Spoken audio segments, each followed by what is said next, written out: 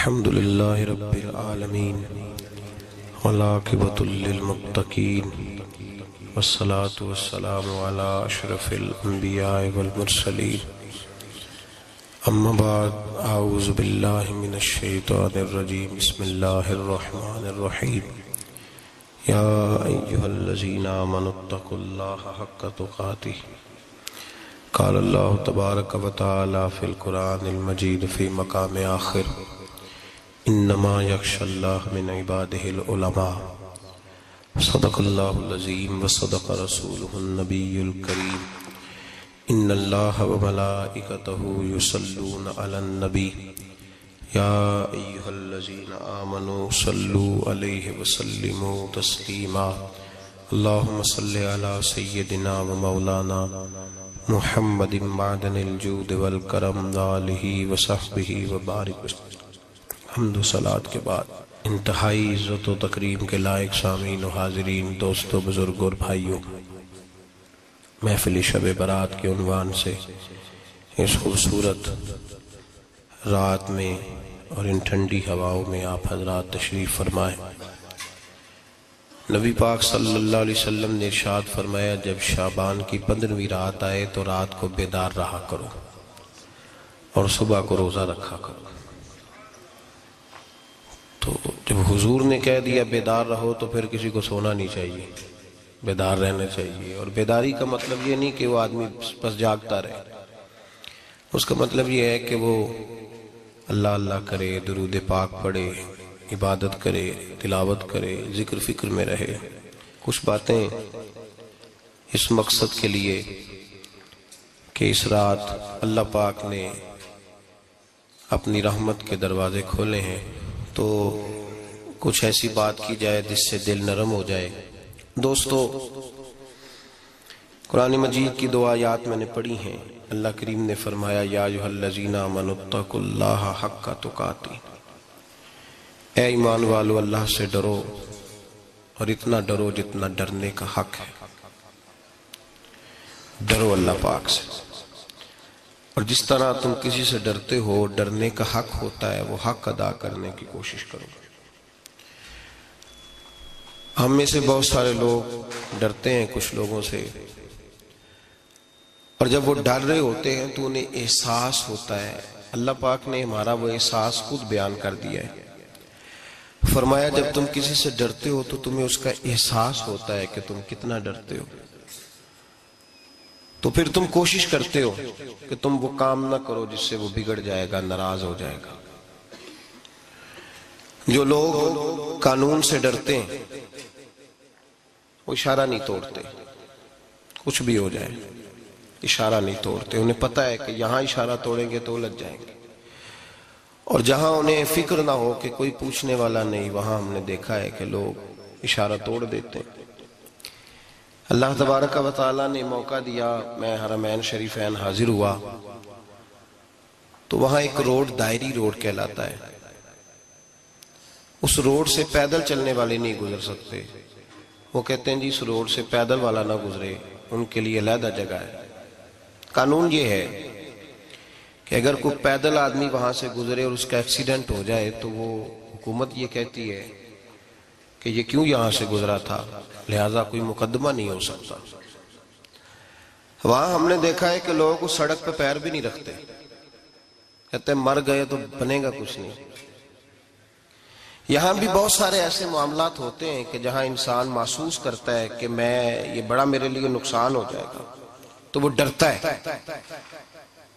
ایک چھوٹی سی بات ہے کہ رات کو کوئی آدمی اپنا دروازہ کھلا رکھ کے نہیں سوتا، حالانکہ کوئی حرج نہیں، کبھی کھلا رہ بھی جاتا ہے، اور اگر کبھی رہ جائے تو جس کی ذمہ داری بند کرنے کی ہو اس کے ساتھ پھر جو رویہ ہوتا ہے گھر والوں کا، یہ خوف ہے ہمارا اندر کا، تو بڑی شدت کے ساتھ ہم اس شخص کو سخت سست کہتے ہیں، ڈانٹتے ہیں، کہتے ہیں تو نے خیال ہی نہیں کیا، جمع پونجی لٹ جاتی تو یہ خوف ہے، یہ ہمارا اندر کا یہ خوف ہے۔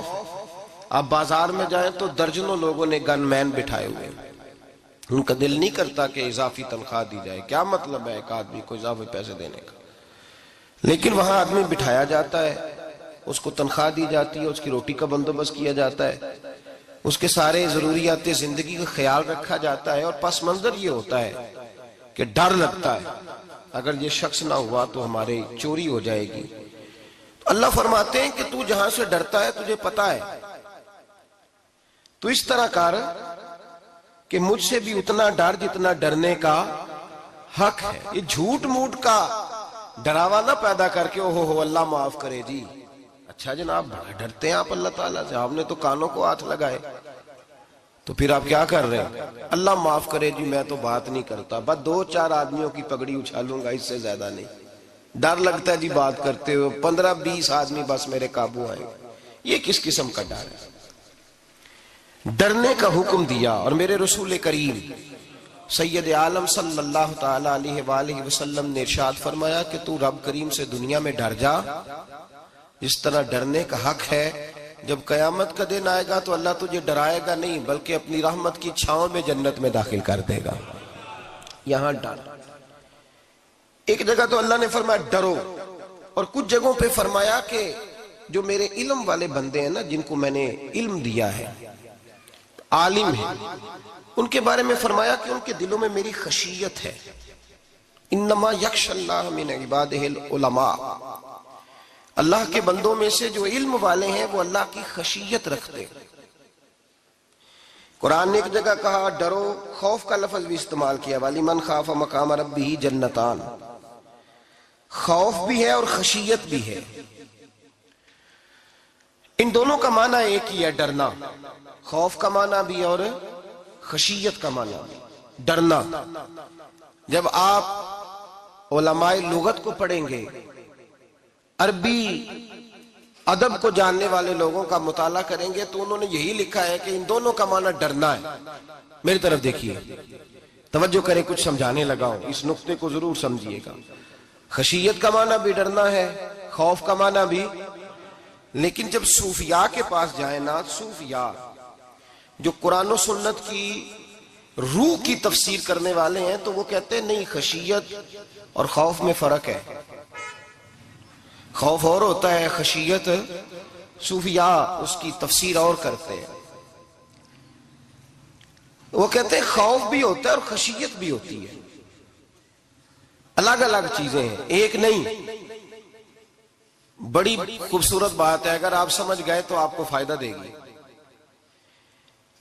صوفیاء یہ کہتے ہیں کہ بھائی خوف ہوتا ہے اپنے گناہوں کا، کہ میں نے یہ گناہ کیے ہیں، اگر اللہ نے مجھ سے پوچھا تو مجھے بڑا خوف آتا ہے، مار پڑے گی، یہ خوف ہے۔ پھر سمجھ لیں، ایک آدمی نے حرام کا مال اکٹھا کیا ہے زندگی میں، معاذ اللہ اس نے بڑے پاپ کیے، گناہ کیے، شراب پی، بدکاری کی، معاذ اللہ تعالیٰ ثم معاذ اللہ۔ اب اسے ڈر لگ رہا ہے کہ اللہ تبارک و تعالیٰ نے پوچھا تو میں کیا جواب دوں گا، یہ خوف ہے۔ اور خشیت یہ ہے کہ ایک آدمی سارا دن نماز پڑھتا ہے، روزہ رکھتا ہے، عبادت کرتا ہے، اللہ کو یاد کرتا ہے، پھر بھی ڈرتا ہے، یہ خشیت ہے، یہ خشیت ہے۔ جو گناہوں سے ڈرے وہ خوف ہے، اور جو رب کی ناراضگی سے ڈرے وہ خشیت ہے۔ جو کہے یار میرا رب کہیں ناراض نہ ہو جائے، میرا رب کہیں مجھ سے، بڑی خوبصورت مثال دی۔ میں نے اپنے صاحب سے پوچھا کہ حضور یہ مسئلہ کیا ہے، تو فرمانے لگے ایک بادشاہ نے ایک غریب کی بیٹی اسے پسند آ گئی تھی، تو اس نے عزت کے ساتھ اس سے شادی کر لی، رشتہ بھیج کے وقار کے ساتھ۔ بیٹی کا باپ اپنی بیٹی کے مقدر پر رشک کرنے لگا کہ میری بیٹی کو بادشاہ نے پسند کیا ہے، بادشاہ کے شہزادے نے رشتہ بھیج دیا ہے۔ شہزادہ بیاہ کے لے گیا بیٹی کو، 20 کنیزائیں، نوکرانیاں اس عورت کی خدمت کرنے پہ لگی ہوئی ہیں، توجہ ہے، اس کا ہر حکم ماننے کو تیار ہے، لیکن وہ بی بی سویرے بھی رو پڑتی ہے اور شام کو بھی رو پڑتی ہے، روتی رہتی ہے۔ اس سے کسی نے پوچھ لیا کہ بی بی تو روتی کیوں ہے، 20 کنیزائیں ہیں، گھر میں سکون ہے، ہر شے ہے، تو روتی کیوں ہے؟ تو وہ کہنے لگی اصل بات یہ ہے کہ جو کچھ مجھے ملا ہے میں اس کے قابل نہیں تھی، تو میں ڈرتی ہوں میرا سائیں کہیں ناراض نہ ہو جائے۔ وہ ناراض نہ ہو جائے، میں قابل نہیں تھی، میری اوقات نہیں تھی، یہ من آنم کے من دانم، میں جو ہوں اس کا مجھے پتا تو ہے، اس نے میری حیثیت سے، میری اوقات سے، میرے ظرف سے، میری محنت سے بڑا بڑھ کے مجھے عطا کر دیا، میری چونکہ اوقات سے زیادہ دے دیا تو میں ڈرتی ہوں وہ ناراض نہ ہو جائے، کہیں میری یہ کھیل، یہ جو میں نے گھونسلہ بنایا ہے، یہ کہیں میرا ٹوٹ نہ جائے۔ میرے بھائی، میرے رسول کریم سید عالم صلی اللہ علیہ وسلم کے امت کے اولیاء، صلحاء، صوفیاء، اتقیاء، صحابہ، اہل بیت، یہ لوگ جب روتے تھے تو یہ کوئی اس لیے نہیں روتے تھے کہ یہ آج دوپہر کو چینی میں ملاوٹ کر کے آئے ہیں تو اس لیے رو رہے ہیں رات کو، اس لیے نہیں روتے تھے کہ آج انہوں نے جو شکر بیچی ہے اس شکر کے اندر بورا ملایا ہوا تھا، اس لیے نہیں رو رہے کہ آج 10 15 20 لاکھ رشوت کا مال بینک میں جمع کر، اس لیے تھوڑی روتے تھے، یہ تو اس لیے روتے تھے کہ اللہ تو نے بڑا کچھ عطا کیا ہے، کہیں ہم سے ناراض نہ ہو جانا، یہ تو اس کی خشیت میں رو رہے تھے۔ حضرت داؤد طائی رحمت اللہ تعالی علیہ، حضرت امام جعفر صادق جو نبی پاک صلی اللہ علیہ وسلم کے نواسے، جناب داؤد طائی کی ملاقات ہوئی تو امام جعفر صادق حضور کے نواسے عرض کرنے لگے، داؤد طائی یار میری بخشش کی دعا کرنا، رب مجھے معاف کر دے۔ تو حضرت داؤد طائی رحمت اللہ علیہ فرمان لگے، امام صاحب آپ حضور کے نواسے ہیں، میں نے دعا کرنی ہے کہ آپ نے میرے لیے کرنی ہے؟ تو حضرت امام جعفر صادق رو پڑے، کہنے لگے یار تو نہیں کرنی ہے، اور اسی لیے تو تجھ سے دعا کرا رہا ہوں کہ کہیں ایسا نہ ہو نانا مصطفیٰ کی بارگاہ میں جاؤں تو وہ مجھے کہیں کہ میں کس طرح کا تھا تو کس طرح کا بن کے آیا ہے، یہی تو دعا کرانی ہے کہ میرے لیے دعا کر۔ جو جتنا بڑا ہوتا تھا نا اتنی زیادہ خشیت ہوتی، اور گناہگار کے تو اللہ تبارک و تعالیٰ بعضوں کا سزا دیتا ہے، آنسو سلب ہو جاتے، اس کو تو اپنے گناہوں پہ رونا ہی نہیں آتا، وہ تو روتا ہے بچہ نہ ہو تب روتا ہے، وہ تو روتا ہے پیسے نہ ہو تب روتا ہے، وہ تو اس وقت روتا ہے جب اس کا مال چلا جائے، اس کو تو بعضوں کا گناہگار کو تو بعضوں کا سزا ملتی، اللہ فرماتے تو دنیا کے لیے روئے گا، میرے لیے نہیں رو سکتا۔ اور جو رب کریم کے بندے ہوتے ہیں انہیں اللہ کہتا ہے تو دنیا سے بے نیاز ہے، تیری آنکھ سے آنسو جب بھی ٹپکے یا میرے لیے ٹپکنا چاہیے یا محمد مصطفیٰ کے لیے ٹپکنا چاہیے۔ آپ اگر اس بات کو تھوڑا سا غور کے ساتھ سمجھے تو تمام اولیاء صلحات کیا یہ رو رہے ہیں، تڑپ رہے ہیں، کیا اس کی وجہ تھی؟ نمازیں کم رہ گئی تھی، روزوں میں کمی تھی، فرائض ادا نہیں کرتے تھے کہ رویا کرتے تھے؟ کیوں روتے تھے؟ حضرت سیدنا عمر فاروق رضی اللہ تعالیٰ عنہ کے بارے میں صحابہ کہتے ہیں جناب عمر فاروق جب نماز پڑھاتے اتنا رویا کرتے تھے کہ 7ویں صف تک ان کے رونے کی آواز جایا کرتی، 7ویں صف تک ان کے رونے کی آواز جاتی۔ ہم لوگ بن کے بیٹھ گئے ہیں، ہم یہ سمجھتے نہیں کہ ہماری حیثیت کیا تھی اور رب کریم نے ہمیں نوازا کیا ہے۔ آپ پڑھیے کتابیں، میرے رسول پاک صلی اللہ علیہ وسلم فرماتے ہیں میرا عمر جس گلی سے گزرے شیطان رستہ بدل جاتا ہے۔ نبی پاک فرماتے ہیں میرا عمر جب تک دنیا میں رہے گا دوزخ کو تالا لگا رہے گا۔ اس صاحب عزد الغابہ نے لکھا ہے نبی پاک صلی اللہ علیہ وسلم نے حضرت جبریل امین کو بلایا، فرمایا چل میرے عمر کی شان بیان کر۔ تو حضرت جبریل امین علیہ السلام عرض کرنے لگے یا رسول اللہ صلی اللہ علیہ وسلم 950 سال اگر اللہ مجھے عمر دے، 950 سال رب عمر دے اور پھر بھی میں عمر فاروق کے فضائل بیان کروں تو میں نہیں کر سکتا، عمر کی شان میں نہیں بیان کر سکتا، 950 سال بھی اگر میری عمر ہو۔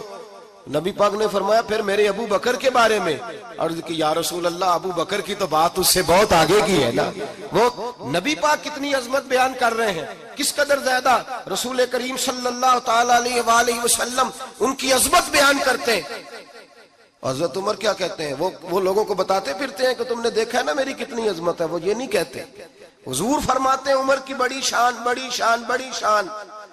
اور عمر کے پاس جب بھی کوئی جاتا ہے کہتے ہیں عمر آپ کا کیا مقام ہے، تو عمر فرماتے ہیں میں تو اونٹ چرانے والے کا بیٹا ہوں، میں تو اونٹ چرانے والے کا بیٹا ہوں، میں تو اونٹ چرایا کرتا تھا، میں تو 10 اونٹ نہیں سنبھال سکتا۔ حضرت فاروق اعظم رضی اللہ تعالیٰ عنہ سے کو پوچھتے جناب عمر آپ کا کیا حال ہے، تو آپ فرماتے یہ تو میرے مقدر ہے کہ میری بہن نے قرآن سنایا تو میں در رسول تک پہنچ گیا، ورنہ مجھے پوچھنے والا کوئی نہ ہوتا۔ کبھی جناب علی المرتضیٰ کا بازو پکڑ کے کہتے ہیں علی تو نہ ہوتا تو عمر ہلاک ہو جاتا، بھائی حضور شانے بیان کرتے ہیں. نبی پاک کہتے ہیں میرے ابو بکر نے احسانات کیے, بڑے احسانات کیے, میں نے سب کا بدلہ چکا دیا, ابو بکر کا نہیں چکایا. اللہ کی بارگاہ میں عرض کروں گا یا اللہ تو ہی اسے بدلے دے. اور جناب ابو بکر صدیق سے کوئی پوچھتا ہے ابو بکر آپ کا کیا حال ہے, تو ابو بکر صدیق فرماتے ہیں مجھ سے میرے اندر کا عالم نہ پوچھو, اگر قیامت کے دن اعلان ہوا نا کہ سارے لوگ بخشے گئے ایک باقی بچا ہے, تو مجھے ڈر لگتا ہے اکیلا ابو بکر ہی بچ جائے گا جو نہیں بخشا جائے گا, مجھے ڈر آتا ہے. تو بھائی پن کے بیٹھ گئے لوگ, لوگوں کو پوچھ کر کے دیکھیں, کہتے ہیں کیا پاپ کیا ہے, کیا ہو گیا ہے. خشیت سے کانپتی ہوئی روحیں, تڑپتے ہوئے میرے رسول پاک کے غلام, اولیاء اللہ صوفیاء کرام کے رونگٹے کھڑے ہیں رب کریم کے خوف سے. جو جتنا مالک کو جانتا ہے اتنا کانپ رہا ہے, اتنا ڈر رہا ہے. جس کی آنکھوں سے آنسو خشک ہے, مطلب یہ ہے یہ رب کو جانتا ہی نہیں, اسے کیا خبر اس کا جلال کتنا ہے, اسے کیا خبر اس کا عذاب کتنا ہے, تو کیا جانے. ان بطش ربک لشدید, جب وہ پکڑتا ہے تو بڑا سخت پکڑتا ہے.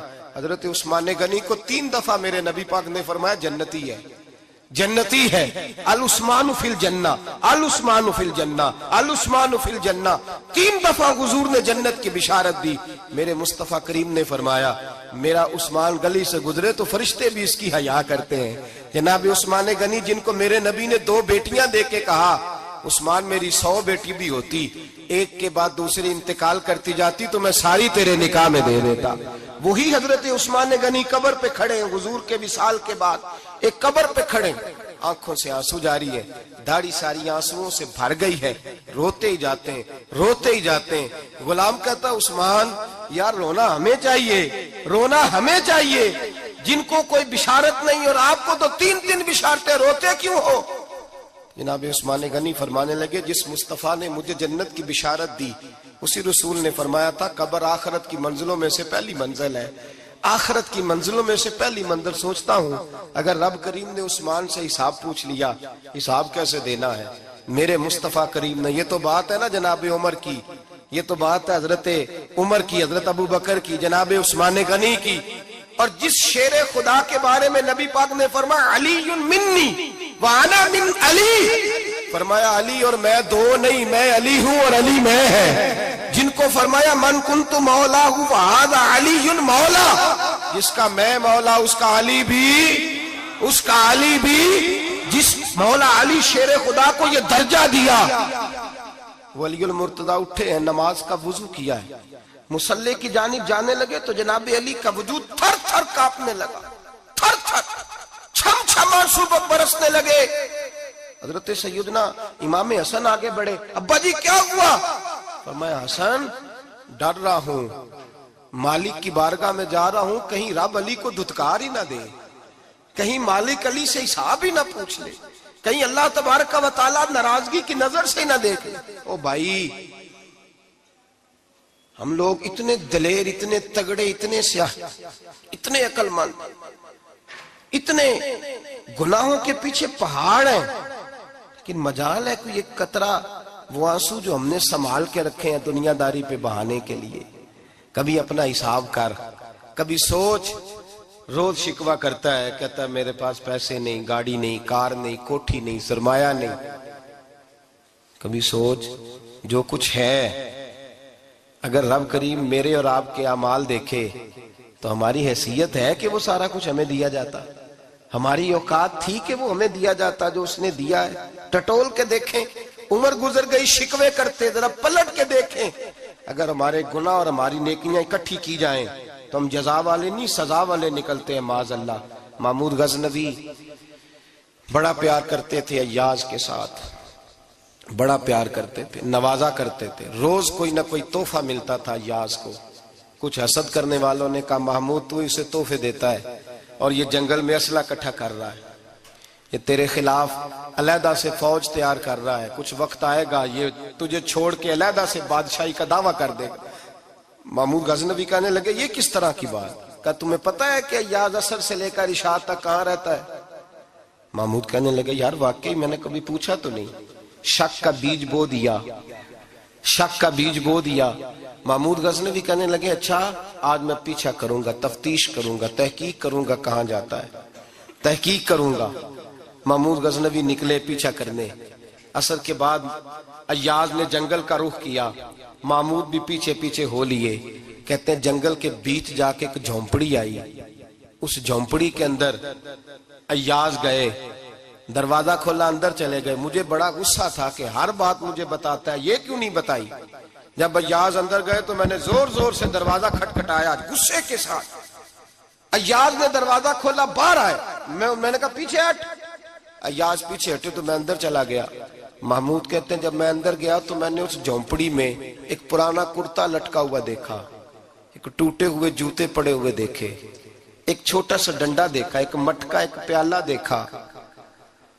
میں نے ساری تلاشی لی تو چند ٹوٹی پھوٹی پرانی چیزیں۔ میں نے کہا یاز یہ کیا ہے؟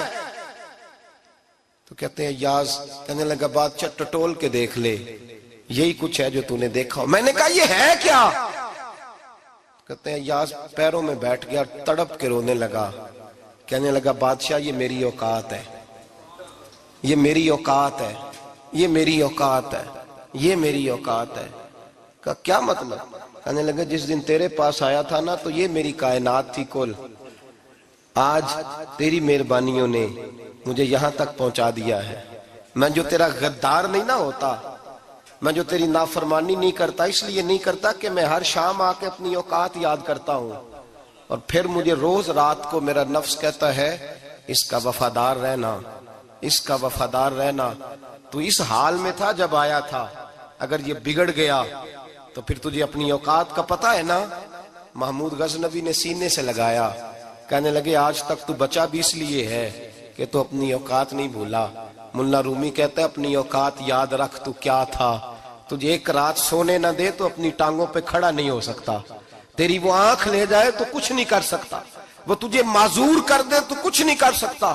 30 سال کے اونچے 7 فٹ قد کے جوان اس نے فالج زدہ کر کے ہسپتالوں میں ڈال دیے، وہ کچھ نہ کر سکے۔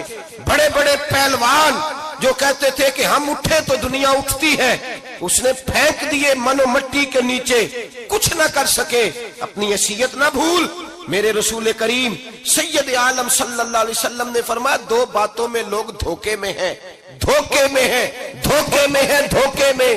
یا رسول اللہ کون سی؟ فرمایا جو صحت مند ہے وہ دھوکے میں ہے، وہ سمجھتا ہے میں کبھی بیمار ہی نہیں ہوں گا، مجھے روز اسی طرح نیند آئے گی جس طرح اب آتی ہے، میں روز اسی طرح اٹھوں گا جیسے اب اٹھتا ہوں، میں اتنا ہی لمبا چوڑا رہوں گا جس طرح آج ہوں، میرا حسن اسی طرح قائم رہے گا جیسے آج ہے۔ تو دھوکے میں ہے، دھوکے میں۔ بڑے بڑے آئے اور بڑے بڑے مٹی کا ڈھیر ہو گئے، فنا ہو گئے، کل من علیہ فان، فنا ہو گئے، کوئی پوچھنے والا نہ رہا۔ اور میرے رسول پاک نے فرمایا جو فارغ ہیں، جن کو رب نے اپنی عبادت کے لیے فارغ کیا، اپنے دین کی نوکری کے لیے فارغ، وہ بھی دھوکے میں ہیں، وقت ضائع کر رہے ہیں، چوک اور چوراہے میں کھڑے ہیں۔ میرے بھائی جب اپنی حیثیت انسان بھولتا ہے، حیثیت بھولتا ہے پھر وہ شکوہ کرتا ہے، جب اپنی اوقات بھولتا ہے پھر شکوہ کرتا ہے، جب وہ بھول جاتا ہے کہ میں کیا تھا پھر وہ شکوہ کرتا ہے۔ حضرت سیدنا امام اعمش رحمت اللہ علیہ بازار میں کھڑے تھے تو بادشاہ کا بیٹا گزرا، اکڑ کے گزرا، آپ نے بازو پکڑ کے کھینچا، فرمایا جا کے اپنی ماں سے پوچھ اور اپنے باپ سے پوچھ تیری اوقات کیا ہے۔ اکڑ کے چلتا ہے، جا پوچھ ان سے تیری حیثیت کیا ہے۔ حضرت جناب سیدنا امام اعمش نے ڈانٹا تو واپس آیا، آگے کہنے لگا ابا وہ امام کیا کہتا تھا کہ میری اوقات کیا ہے، کیا اوقات ہے میری؟ تو باپ اور ماں دونوں گھورنے لگے، کہنے لگے بیٹے ہمارے پاس دولت بھی تھی، گھر بھی تھا، مکان بھی تھا، جائیدادیں بھی تھی، بادشاہت بھی تھی، پر ہم دنیا کے دروازوں سے بھیک مانگ مانگ کے تھک گئے تھے۔ عرش کا مالک ایک بیٹا عطا نہیں کرتا تھا، ایک بیٹی نہیں دیتا تھا، تڑپ گئے تھے، روتے تھے، سسکتے تھے۔ پھر وہی امام احمد جنہوں نے آج تجھے گلی میں کھڑا کیا ہے اس کے دروازے پہ جا کے بیٹھ گئے۔ ہم نے کہا رب ناراض ہو گیا، دعا کرو ہم سے راضی ہو جائے، چلو زیادہ نہیں ایک لال ہی ہمیں دے دے۔ کہا امام احمد دعائیں کیا کرتے تھے تو تب اللہ پاک نے تو ہمیں عطا کیا تھا۔ تیری او بھائی اپنی حیثیت کا تو تعین کر، تو بڑھ بڑھ کے باتیں کرتا ہے، تو بڑا کھل کھل کے بولتا ہے، اپنی حیثیت کا تو تعین کرنا، ذرا اندازہ تو کرنا کہ تو کون تھا، کہاں سے آیا ہے، تیری اوقات کیا ہے۔ یہاں لوگ ایک منٹ میں آگے نکل جاتے، پلٹ کے دیکھ تو صحیح۔ اور میرے بھائی جو بڑے لوگ تھے وہ تڑپا کرتے تھے۔ حضرت فضیل بن عیاض رحمت اللہ علیہ فرماتے ہیں بغداد میں بارش نہیں ہوتی تھی، قحط پڑ گیا، جانور پیاس سے مرنے لگے، جوان بچے بوڑھے نڈھال ہونے لگے۔ فرماتے ہیں میں بھی نکلا، سفیان ثوری بھی نکلے، اور بھی کئی صوفیاء میدان میں نکلے، دعائیں مانگی، پر بارش نہیں ہوتی تھی۔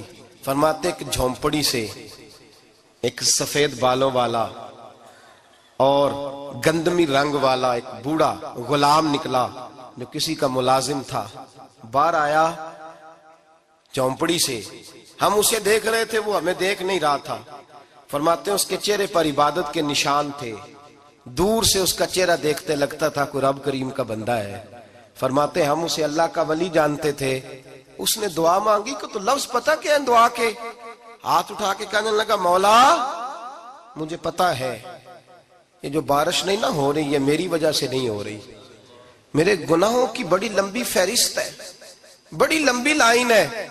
کہنے لگا اے اللہ میری اکیلے کی وجہ سے سارے بغداد کو سزا تو نہ دے، رب کریم جوان بھوکے، بچے بھوکے، مائیں ترس گئیں، بچے ترس گئے، جانور پانی کے قطرے، اللہ گناہ تو میرے اکیلے کے ہیں اور ان سب کو سزا کیوں دیتا ہے؟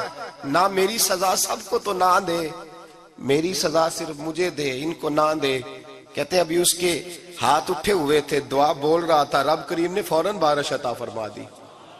فرماتے ہیں کھل کے بارش برسی۔ میں نے لوگوں سے پوچھا پتہ کرو کس کا غلام ہے، کہا فلاں آدمی کا۔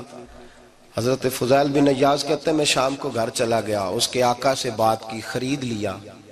میں جب اس کو خرید کے لایا، گلی میں جا رہے تھے تو مجھے کھڑا کر کے کہنے لگا فضیل میں نکما سا آدمی ہوں، بال بھی سفید ہے، مجھ سے تو زیادہ کام ہی نہیں ہوتا، کیوں تو نے پیسے خرچ کیے؟ میں اس قابل ہی نہیں تھا، کیوں خریدا؟ تو حضرت فضیل ابن عیاض کہتے ہیں میں نے اس کو کہا کل جو تو نے دعا مانگی تھی تو نہیں دیکھ رہا تھا، ہم دیکھ رہے تھے، تو مقبول ہے رب کریم کی بارگاہ کا، تجھے اس لیے خرید کے لایا ہوں، تو مقبول ہے۔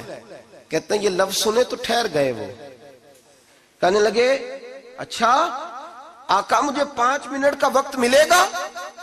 میں نے کہا ہاں ہاں ضرور ملے گا۔ کہتے ہیں انہوں نے وہیں نماز کی نیت باندھ لی، 2 رکعتیں پڑھی اور 2 رکعتیں پڑھ کے ہاتھ اٹھائے، کہنے لگے مولا تیرا اور میرا راز تھا، تو نے راز کیوں کھولا؟ اللہ مسترنا بستری کل جمیل، یا اللہ تیرے پاس پیارے پیارے پردے ہیں، ایک پردہ مجھے عطا کر دے، مجھے اپنا رکھ، مجھے لوگوں کے سامنے میرے پردے نہ کھول۔ آپ فرماتے ہیں یہ کہہ کہ وہ زمین پہ بیٹھے کلمہ شہادت پڑھا، ان کی روح پرواز کر گئی۔ میرے بھائی جو زیادہ پرہیزگار تھے، جو بڑے رب کریم کے بندے تھے، ان کے تو آنسو خشک ہی نہیں ہوتے، وہ تو تڑپا کرتے، صبح شامیں ان کی روح کے گزرتے تھے، اور رب کریم کی ناراضگی سے ڈرتے تھے۔ وہ کہتے تھے مالک کہیں ناراض نہ ہو جائے، کہیں بگڑ نہ جائے۔ میرے رسول کریم صلی اللہ علیہ وسلم کے صحابی کہتے ہیں ایک جنگ سے خوشخبری آئی، تو جو خوشخبری لانے والے تھے وہ حضرت عمر فاروق رضی اللہ تعالیٰ عنہ کے پاس پہنچے خوشخبری دینے۔ حضرت عمر رضی اللہ تعالیٰ عنہ کھڑے تھے، صحابی نے آ کے کہا عمر مبارک ہو۔ جناب عمر کچھ لوگوں سے گفتگو کر رہے تھے، بات چیت جاری تھی، کہا مبارک ہو، فتح ہو گئی۔ حضرت عمر کہنے لگے ٹھہر تو جا، اس سے تو بات کر لینے دے جس سے کر رہا ہوں۔ جب کہنا ٹھہر تو جا، تو جو پیچھے کھڑے تھے وہ شرمندہ ہو گئے۔ اتنی سی بات ہے نا، چودھری تو بندہ بنتا ہی تب ہے جب 5-10 کی ایک دن کے اندر بےزتی کر لے، پڑھا لکھا تو بنتا ہی تب ہے جو 10-15 کو جاہل کہہ لے، تو بڑا تو بنتا ہی تب ہے جو 5-6 کو نیچا دکھا لے۔ تو یہ ہماری ڈگریوں کا تو مزاج ہی بڑا مختلف ہے، ہم تو اعزاز والے ہوتے ہی تب ہیں جب کچھ چھوٹا ہوگا تو ہم بڑے ہوں گے نا، ہم تو چاہتے ہیں ہمیں کچھ چھوٹا ملے، کسی کو چھوٹا کر کے اس کے قد پہ سوار ہو کے بڑا ہونا چاہتے ہیں۔ اتنی سی بات تھی کہ ٹھہر جانا یار پہلے اس کی تو سن لینے دے۔ وہ شرمندہ ہو گئے صاحب۔ جب وہ شرمندہ ہوئے تو سیدنا فاروق اعظم دوڑے گئے۔ صحابہ کہتے ہیں گارا تھا، کیچڑ تھا، اس گارے میں سر رکھا، سجدہ کرنے لگے، اٹھے، کہنے لگے مولا اپنے عمر سے ناراض نہ ہو جانا، یہ کل تک اونٹ چرایا کرتا تھا، آج تیری مخلوق کو شرمندہ کرنے لگ گیا ہے، یہ اپنی حیثیت ہی بھول گیا، اسے خبر ہی نہیں کہ یہ کیا تھا۔ یہ آج تیری مخلوق کو شرمندہ کرتا ہے؟ اللہ اپنی عمر سے ناراض نہ ہو جانا۔ وہ شخص کہتے ہیں پیچھے آ کے کھڑا رو رہا ہوں۔ میں نے کہا عمر کیا کر رہے ہو؟ فرمایا نہیں یار، میں نے تجھے شرمندہ کیا ہے، یہ میں بھول گیا تھا کہ میں کیا ہوں۔ بھائی اپنی حیثیت کا تعین کریں، آؤ آج اپنی حیثیت کا تعین کریں، دیکھیں ہم کہاں تھے، کہاں بیٹھے، پلٹ کے دیکھیں کیا تھے ہم، کیا ہیں، راتیں کہاں گزرتی ہیں، صبح کہاں بیتتی ہیں۔ ایک لمحے کے لیے پلٹ کر اپنے ظلم، زیادتیاں، جھوٹ، غیبتیں، بے حیائیاں، اپنی زندگی کے امور کا اگر ہم یک نظر جائزہ لیں، پیچھے پلٹ کے دیکھیں تو حضرت جناب سیدنا غوث اعظم جیلانی رضی اللہ تعالیٰ عنہ فرمایا کرتے تھے اگر لوگ اپنے گناہ یاد کریں تو وہ پریشان ہو جائیں کہ ہمیں پانی کا قطرہ کیوں مل رہا ہے، وہ اگر اپنی غلطیاں یاد کریں تو انہیں احساس ہو کہ ان کا سانس کیسے چل رہا ہے۔ بھائی اگلی بات سنو گے تو اور حیران ہو جاؤ گے۔ حضرت غوث اعظم رضی اللہ تعالیٰ عنہ فرمایا کرتے کہ اب خیال آتا ہے، اب سوچ آتی ہے کہ رب کریم نے کتنی ڈھیل دی ہوئی ہے۔ ہم ہیں کہ سمجھتے ہیں یہ میری عقل مندی کا کمال ہے کہ مجھے سارا کچھ نافرمانی کے باوجود بھی مل رہا ہے۔ بھائی خشیت الہی پیدا کریں۔ جتنا بندہ بڑا ہوتا تھا اس کے دل میں خوف بھی اللہ کا وہ جانتا تھا۔ حضرت امام اعظم ابو حنیفہ بیٹھے تھے تو ایک بی بی فتویٰ پوچھنے آئی۔ بی بی روز خاوند سے مطالبہ تو کرتی ہے، فلاں چیز چاہیے، فلاں چیز چاہیے، اللہ کرے وہ یہ مطالبہ کرنے لگ جائے کوئی شے نہیں چاہیے، جو چاہیے حلال کا چاہیے۔ آمین تو کہہ دے۔ اللہ کرے بی بی یہ مطالبہ کرنے لگ جائے سوکھی روکھی چاہیے پر چاہیے مجھے جائز دینا، بے شک ایک وقت دینا۔ اللہ کرے یہ مطالبہ ہونے لگ جائے، شب برات کی بڑی مقدس رات، اللہ کرے اس رات یہ مطالبہ ہونے لگ جائے۔ ایک بی بی آئی خاتون، چرخہ کاٹتی ہے، سوت بناتی ہے، حضرت امام صاحب سے مسئلہ پوچھنے آئی۔ کیا مسئلہ پوچھا اس نے؟ کہنے لگی حضرت جی میں نا رات کو اپنی چھت پہ بیٹھ کے چرخہ کاٹتی ہوں، سوت بناتی ہوں، 14ویں رات کا چاند جب چڑھا ہوتا ہے تو اس کی روشنی میں چرخہ کاٹتی ہوں۔ کئی دفعہ نا بادشاہ کا لشکر میری گلی سے گزرتا ہے، بڑے بڑے لالٹین انہوں نے پکڑے ہوتے ہیں، بڑے بڑے روشن دان، بڑی بڑی ان کے اندر روشنی ہوتی ہے۔ تو حضرت جی کئی دفعہ نا وہ جب گزرتے ہیں تو ان کی روشنی میں بھی میں کچھ سوت بنا لیتی ہوں۔ مسئلہ یہ پوچھنا تھا کہ اس روشنی میں میں جو سوت بناتی ہوں اس کی کمائی میرے لیے جائز ہے کہ ناجائز ہے؟ اس کی روشنی میں حضرت امام اعظم نے اللہ اکبر کا اور چھم چھم آنسو گرنے لگے۔ حضرت امام صاحب نے اپنا گریبان پکڑا اور کھینچا، قمیض پھٹ گئی۔ کہنے لگے بی بی مسئلہ چھوڑ، تو پہلے بتا تو ہے کون، کہاں سے آئی ہے، کون ہے، بتا۔ تو کہنے لگی میں حضرت بشر حافی کی ہمشیرہ ہوں، میں حضرت بشر حافی، وہ جو درویش ننگے پیر نہیں پھرتا رہتا بغداد کی گلیوں میں، میں اس عظیم بھائی کی بہن ہوں، بشر حافی کی ہمشیرہ ہوں۔ تو حضرت امام اعظم فرمانے لگے کوئی اور بی بی آتی تو اس کے لیے جائز تھا، کیونکہ وہ جان بوجھ کے تو کسی کی روشنی نہیں استعمال کرتی، خود آتی ہے، کوئی اور آتی تو جائز تھا، تیرا مقام بڑا ہے، تیرے لیے جائز نہیں، تیرے لیے جائز نہیں، تو اپنی حیثیت کا تعین کر، یہ تیرے لیے درست نہیں۔ بھائی بڑا تو تب ہوگا جب تیری احتیاط بڑی ہو جائے گی، بڑا تب ہوگا جب تیرا تقوی بڑا ہو جائے گا، بڑا تو تب ہوگا جب تو حلال حرام کے معاملے میں باریک باریک چیز کا خیال رکھے گا۔ اور اگر تو کہ خیر ہے دیکھی جائے گی، ساری دنیا کر رہی ہے، ساری زمانہ کر رہا ہے، فلاں بھی کر رہا ہے، وہ خدا کے بندے یہ کس طرح کا معاملہ ہے، یہ کس طرح کی جمہوریت ہے؟ اپنے آپ کو سمجھائیں اور میرے عزیز خشیت والی زندگی پیدا کریں، تقوی والی زندگی پیدا کریں۔ ہم لوگ ایسا وقت گزار رہے ہیں، اور یہ یاد رکھنا ہمیشہ انسان دنیا میں آتے ہیں، اس شہر کے بہت سارے لوگ ہو گزرے، علماء، مشائخ، صوفیاء، تاجر، زمیندار، آپ کسی بھی شعبے میں ٹٹولیں گے تو آپ کو کئی نام ملیں گے۔ اس شہر محبت کے ڈھیروں لوگ ہو گزرے، اور یہ کہانی ہر شہر کی ہے۔ آج میں اور آپ یہاں بستے ہیں، کچھ وقت کے بعد ہم داستان ہوں گے۔ امام شافعی رحمۃ اللہ علیہ فرماتے ہیں میں ایک شہر سے گزر رہا تھا تو میرے پیر کو ٹھوکر لگی، میں نے زمین کھودی تو ایک کھوپڑی نکلی، کھوپڑی نکلی تو اس کے اوپر تاج بھی تھا۔ فرماتے میں نے شہر کے لوگوں سے پوچھا یہ کیا ہے؟ تو کہنے لگے یہ بادشاہوں کا قبرستان ہے، اس میں غریب دفن تو نہیں ہو سکتا تھا، دفن تو بادشاہوں کا خاندان ہے، لیکن افسوس کی بات یہ ہے کہ یہاں مٹی ڈالنے کوئی نہیں آتا، اب یہ سیدھی سڑک بن گیا۔ بھائی کبھی پلٹ کے دیکھ، ہزاروں لوگ آئے، اس روڈ سے کروڑوں لوگ گزرے اور منزل کو چلے گئے، لوگوں نے یاد نہیں رکھا۔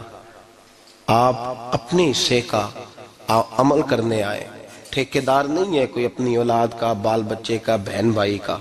حق ضرور ہے، ان کے لیے محنت ضرور کرے گا، لیکن اس کو یہ اجازت نہیں ہے کہ وہ کہے کہ میں اب بڑا ذمہ دار ہوں تو میں نے 20 کروڑ بینک بھر کے جانا ہے۔ حضرت عمر بن عبدالعزیز رحمت اللہ تعالیٰ علیہ کے انتقال کا وقت آیا تو اپنے بیٹوں کو بلایا، فرمانے لگے بیٹو تمہارا باپ بزدل تھا، تمہارے لیے کچھ کر نہیں سکا۔ کہا ابا جی کیا ہوا؟ فرمانے لگے بیٹے میں بزدل تھا، جہنم سے ڈر گیا، تمہارے لیے کوئی بینک بیلنس اکٹھا نہیں کر سکا، میں تھوڑا دلیر ہوتا، دوزخ سے نہ ڈرتا تو تجوریاں بھر کے جاتا۔ پرانے بادشاہ محل چھوڑ کے گئے ہیں پر میرے پاس کچھ نہیں ہے، بادشاہ ہونے کے باوجود میں فقیر ہوں، خالی آ جا رہا ہوں، بزدل جو تھا۔ آپ نے جب یہ لفظ کہے تو بچے رونے لگے، کہنے لگے ابا جی ہمیں تو فخر ہے، ہمیں تو فخر ہے، جس گلی سے بھی ہم گزرتے ہیں کپڑے ہمارے سادے ہوتے ہیں پر لوگ دکانیں چھوڑ کے ملتے ہیں، کہتے ہیں نیک باپ کی اولاد جا رہی ہے، یہ بڑے مرتبے والے باپ کی اولاد جا رہی ہے۔ بھائی یاد رکھیں، خشیت الہی پیدا کریں، نہ اپنی ذات کے ساتھ ظلم کریں۔ اگر آپ کوئی بھی غلط کام کرتے ہیں تو اس کا جواب آپ نے دینا ہے۔ اگر آپ نے 1 کروڑ روپیہ ناجائز کمایا ہے تو وہ اللہ آپ سے نہیں، آپ کے بچے سے نہیں پوچھے گا، بیوی سے نہیں پوچھے گا، بہن بھائی سے نہیں، وہ آپ نے جواب دینا ہے۔ آپ نے اپنے اعمال پر غور کریں۔ آج شب برات ہے، میرے نبی کریم صلی اللہ علیہ وسلم نے فرمایا کہ میری امت کی اتنی بخشش ہوگی، مدینے میں سب سے زیادہ بنو کلب کا قبیلہ بکریاں پالتا ہے، ان کی بکریوں کے بالوں سے بھی زیادہ اللہ میری امت کی بخشش فرمائے گا۔ اس کو توبہ کی رات کہا جاتا ہے۔ توبہ کا مطلب یہ ہوتا ہے کہ اللہ میں آج کے بعد گناہ نہیں کروں گا۔ توبہ کا مطلب ہوتا ہے کہ میں آج کے بعد یہ غلطی، آپ کا ملازم کتنی بار غلطی کرے تو آپ رکھ لیتے ہیں؟ ایک دن میں 100 دفعہ کرے تو گنجائش ہے اس کو رکھنے کی؟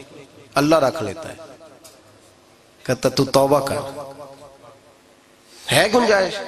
میرا خیال ہے جو 10 بار بھی کرے اس کے لیے بھی گنجائش ہے، اس کے لیے بھی گنجائش ہے۔ استاد باپ ہوتا ہے، بچے سے غلطی ہو جائے تو کہتا تجھے ارجانہ بھرنا پڑے گا۔ بچے لگے نہیں ہوتے اسکولوں میں، جرمانے لگے ہوتے ہیں، چھٹی کا لیدا ہے، فلاں کام کا لیدا ہے، حالانکہ باپ ہے۔ بھائی اللہ فرماتا ہے تو توبہ کر، اور توبہ یہ ہے کہ میں آج کے بعد یہ گناہ، جس آدمی نے کل 5 نمازیں نہیں پڑھنی اس کا آج توبہ کرنے کا کیا مطلب ہے؟ توبہ کا کیا مطلب ہے کہ میں آئندہ گناہ، تو جو سویرے 5 نمازیں نہیں پڑھنا چاہتا کہتا ہے کل زور نہیں میں نے پڑھنی، چلو فجر تک جاگنا ہے فجر پڑھ لوں گا، تو اس نے توبہ کی ہے؟ کوئی مذاق ہے؟ استغفر اللہ استغفر اللہ استغفر اللہ، معاف کر دے، کیا معاف کر دے؟ سویرے تو مسجد آئے گا۔ بھائی آپ کسی جگہ، ہم سادے لوگ ہیں، دیہاتی لوگ، یہ ہمارا دیہات کا ماحول ہے، بچے کو مارتے ہیں نا مدرسے والے کو تو ہم کہتے ہیں دوبارہ کرے گا، تو کیا کہتا ہے اگوں، تو جی بچہ کبھی تسی تھپڑ دو مار لو میں سویرے پھر کرنا جی، تو اس کو معافی ملے گی؟ یہ کیسی معافی ہے کہ سویرے میں نماز نہیں پڑھنی زور کی لیکن یا اللہ معاف کر دے، یا اللہ، یہ جھوٹ ہے، یہ دھوکہ ہے، یہ مذاق ہے، مذاق نہیں کرے۔ اور بندہ کوئی سیاںا ہو تو مذاق برداشت نہیں کرتا، اور معاذ اللہ استغفر اللہ، رب کریم کے ساتھ مذاق، یا اللہ میری توبہ، یا اللہ میری توبہ، یا اللہ مجھے معاف کر دے، یا اللہ معاف کر دے، اور سویرے جھوٹ پھر بولنا ہے اٹھتے ہی، تو یہ کیسی توبہ ہے؟ توبہ کا مطلب ہوتا ہے کہ میں توبہ کرتا ہوں آج کے بعد گناہ، تو توبہ کو سمجھے تو صحیح نا میرے بھائی، توبہ کو سمجھیں۔ تمام صحابہ، چونکہ شراب حرام نہیں تھی تو ہر آدمی پیا کرتا تھا، جب حرام ہو گئی تو پھر کسی نے منہ نہیں لگایا، توبہ ہو گئی تو پھر ہو گئی، پھر معاملہ ختم ہو گیا، پھر کبھی قریب حضرت مرثد بن ابی مرثد البغوی رضی اللہ تعالیٰ عنہ حضور کے صحابی ہیں. آپ فرماتے ہیں میرے اندر ایک غلطی تھی، میرا بہت ساری خواتین کے ساتھ دوستانہ تھا. نبی پاک کی بارگاہ میں جب میں گیا اسلام کی بائعت کی تو حضور نے فرمایا تیری نظر جھکی رہنی چاہیے، خبردار کسی عورت سے تیرا. کہتے ایک نصیحت نبی پاک نے کی. آپ فرماتے ہیں میں نے اپنے دل کو اس طرح سمجھایا کہ عورتیں اگر میرے پاس آ کے کھڑی ہوتی تھی تو میرے اندر کا وجود کہتا تھا کہ ہو ہی نہیں سکتا میری توجہ جائے، اس لیے کہ توبہ کی ہے.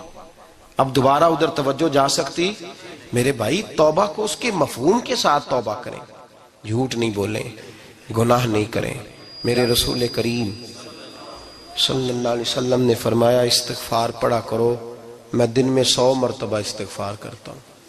حضور کہتے ہیں میں دن میں حضور 100 دفعہ دن میں استغفار کرتے. امام حسن کے پاس ایک شخص آیا، کہا میرے پاس اولاد نہیں، فرمایا استغفار پڑھ.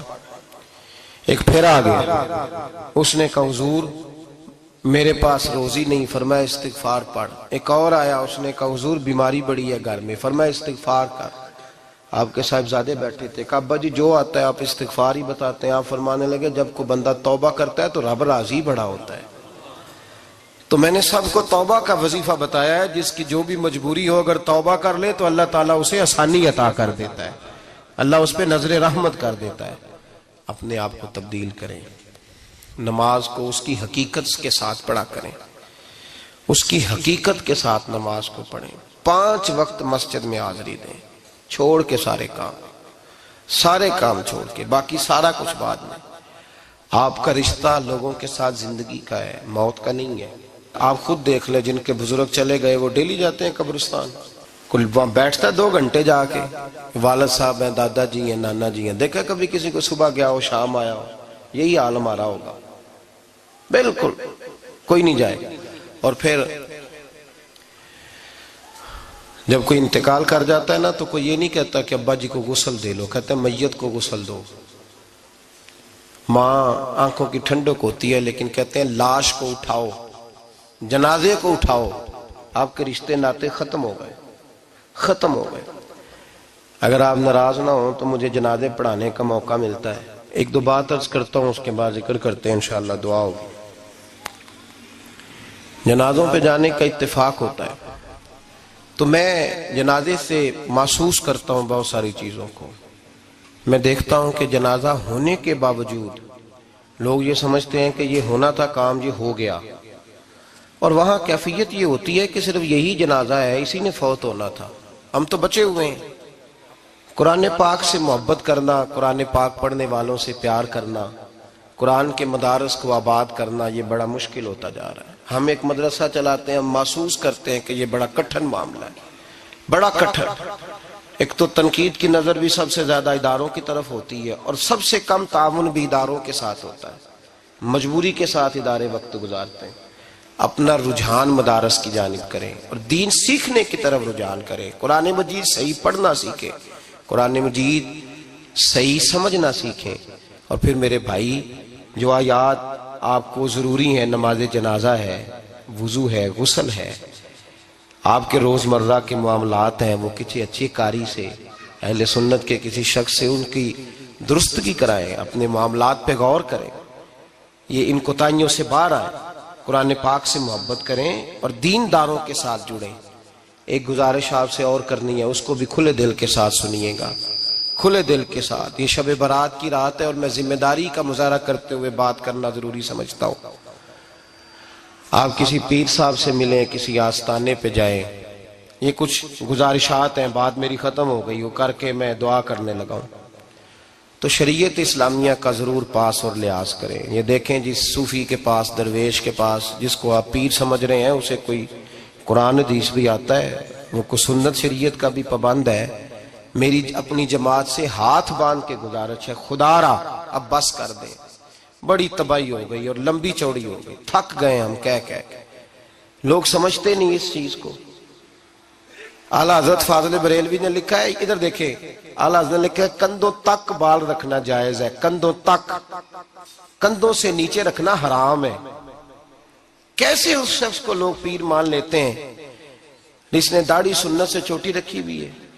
بال بڑے رکھے ہوئے، یہ ملنگ صاحب ہے، ان تماشوں سے باہر آ جائیں، اللہ تبارک و تعالیٰ کی بارگاہ کی طرف رجوع کریں۔ ہم دم کے قائل ہیں، درود کے قائل ہیں، میں سارا دن پتہ نہیں 20 تعویذ لکھ کے دیتا ہوں، ہمارے بزرگوں کا طریقہ ہے، یہ چیزیں جائز ہیں، ان کی شریعت میں اصل ہے، دلیل ہے، لیکن کل دین یہ نہیں ہے۔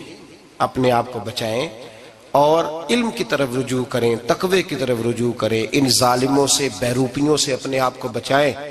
اور میں ان لوگوں کو بھی دعوت فکر دیتا ہوں جو ہمیں روز آ کے کہتے ہیں یہ تمہارا پیر تو یہ تمہارا پیر، جب ہم خود کہہ رہے ہیں ہمارا نہیں، تو ہم کسی شرابی کبابی کو اٹھا کے کہہ دیں یہ تمہاری جماعت کا بندہ ہے تو تم رکھ لو گے؟ کہو ہم اگر کہہ دیں تمہاری جماعت یہ درس دیتی ہے تو تم مان لو گے؟ یہ کیا بات ہوئی؟ اگر کسی جماعت کا کوئی شخص غلط ہے، اور ہم درباروں والے نہیں، ہم تو مسجدوں والے لوگ ہیں، دربار تو ایک ضمنی چیز ہے، بن بھی جائے تو ٹھیک ہے، ورنہ تو میرے نبی پاک نے فرمایا ہر مومن کی قبر جنت کا باغ ہوتی ہے، تو اندر دربار ہی بنا ہوا ہے، جنت کھلی ہوئی ہے، اوپر بلڈنگ بننا اتنا ضروری کام؟ مہربانی فرمائیں ایک تو اپنے آپ کو دین کی طرف راغب کریں، رمضان شریف آئے گا اپنی اصلاح کی کوشش کریں، اور جب کسی دینی مجلس میں جائیں تو روح کی دنیا لے کر کے جائیں، کچھ سیکھنے کے ارادے سے جائیں، کچھ درس لینے کے ارادے سے جائیں، جمعے پڑھیں، دروس سنیں، تو کچھ لینے کے ارادے سے جائیں، اور دین کی خدمت میں اپنے حصے ڈالنے کی کوشش کریں۔ اس سے صرف چندے کا معاملہ نہیں، اس سے مراد یہ ہے کہ اپنی اولاد کو، اپنے بچے کو، اپنے آپ کو دیندار بنائیں، یہ آپ کا دین میں حصہ ہوگا، یہ آپ کا دین کے ساتھ تعاون ہوگا۔ آخری بات میرے بھائی آپ حضرات سے یہ ہے، اس کو ضرور سمجھیں، خواتین کو پردے کا پابند کریں، ان کو پردہ داری سکھائیں، پردہ شریعت میں ضروری ہے، اور جواب دہ عورت نہیں ہوگی، اس کا خامند ہوگا، اس کا باپ، اور اس کا اگر بھائی بڑا سربراہ ہے تو وہ جواب دہ ہوگا کہ عورت بے پردہ کیوں نکلتی ہے۔ تہذیب کے نام پر بد تہذیبی نہ کریں، خبردار کوئی ایسا کام نہ کریں جسے اللہ رسول ناراض ہو، ان کو پردے کا پابند کریں، بغیر برقعے کے، بغیر مکمل نقاب کے، بالکل عورت کو اجازت نہ دیں گھر سے نکلنے کی، سختی کریں، اور ان کو سمجھائیں کہ ہمارا تعلق یورپ کے ساتھ نہیں، ہمارا تعلق خاتون جنت حضرت فاطمہ الزہرا کے ساتھ ہے، ان کو پابند کریں۔ اور یہ میں ذمہ داری سے بات کہہ رہا ہوں، مرد ذمہ دار ہے اگر اس کی عورت با پردہ نہیں ہے، وہ ذمہ دار ہے، اور اللہ کی بارگاہ میں اس کی کوئی بات قابل قبول نہیں ہوگی۔ اور شب برات کی رات اتنے لوگ گواہ ہیں کہ یہ پیغام آپ کو پہنچایا گیا، آپ کو پہنچایا گیا، آسمان زمین اور ہوا گواہ ہے کہ ہمیں یہ بات پہنچائی گئی کہ ہمیں ان کو پردہ کرانا ہے۔ ذکر ہوگا، ذکر کیا ہے؟ ذکر ہے اللہ کو یاد کرنا۔ اور میرے نبی پاک صلی اللہ علیہ وسلم نے ایک حدیث میں فرمایا رب کا ذکر اس طرح کرو کہ لوگ تمہیں دیوانہ سمجھیں۔ یہ لوگ باتیں کرتے ہیں تو کھول کھول کے، اللہ کے ذکر کی باری آتی ہے تو تھک سے جاتے ہیں، تھک کے ذکر نہیں کریں، ذکر کریں تو پوری دل جمی کے ساتھ، سرور کے ساتھ، کیف کے ساتھ۔ اور آج کر کے تو دیکھیں بھلا ذکر میں ہوتا کیا ہے، یہ لذت کیا ہے، یہ کیف کیا ہے۔ میرے بچے چھوٹے مجھ سے کہتے ہیں ذکر لمبا کرایا کریں، بیٹا اکثر مجھے کہتا ہے ذکر جو ہے نا وہ جب آپ بڑا لطف آتا ہے ذکر میں، ذکر تو ایک کیفیت ہے، لگ جائے تو اس کا ایک اپنا ذائقہ ہے، تو ذکر کریں اللہ کا، درود شریف پڑھیں۔ دعا کیا ہے؟ آج لائٹ کو بند کر کے جب ہمارے ہاں ذکر ہوتا ہے، دعا ہوتی ہے، تو ہمارے بزرگ یہ کہتے ہیں ہم ثابت یہ کرنا چاہتے ہیں کہ ہم مجمع میں نہیں بیٹھے، یا اللہ تیری بارگاہ میں بیٹھے ہیں، ہمیں تو ساتھ والا دیکھ نہیں پا رہا، دعا مانگے، اور اللہ سے مانگے تو کھول کے مانگے۔ اور آج اگر ہو سکے نا تو کوئی ایک آدھ قطرہ گرا ہی دے۔ میرے نبی پاک نے فرمایا محفل میں چند لوگ بھی رو پڑیں تو سب کا کام بن جاتا ہے۔ آپ میں سے کوئی نیک آدمی ایسا ہوگا تو ہمارے جیسے کئی گناہگاروں کو ساتھ اللہ اس پہ فضل فرمائے گا۔ یہاں ذکر کے بعد دعا ہوگی، دعا کے بعد پھر سلام ہوگا، پھر ایک دفعہ آخر میں دعا ہوگی، پھر آپ کو کچھ وقت دیا جائے گا انفرادی طور پہ نفل ادا کرنے کا، 4 6 نفل پڑھ کے نئے سرے سے تازے ہو کے آپ حضرات تشریف لائیں گے، اور پھر انشاءاللہ تعالی یہاں لنگر کا بندوبست ہوگا، آپ حضرات کے لیے ماں حضر جو کچھ ہے آپ کو پیش کیا جائے گا۔ کوشش کریں روزہ رہ ہی جائے صبح کا، ویسے بھی پریکٹس ہوگی رمضان کی، اور شعبان میں زیادہ روزے رکھنا میرے نبی پاک کی سنت بھی ہے، اس لیے ضرور کوشش کریں کہ سحری کا بندوبست ہے تو آپ روزہ رکھیں تاکہ آپ کے لیے آسانی ہو جائے۔ اللہ تبارک و تعالی ہماری اس حاضری کو اپنی بارگاہ میں مقبول فرمائے۔ دا پانی ملے ہر رگے ہر جائی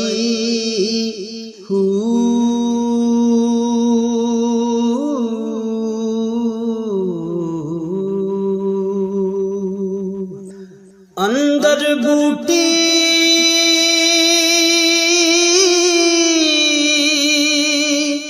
مشک مچایا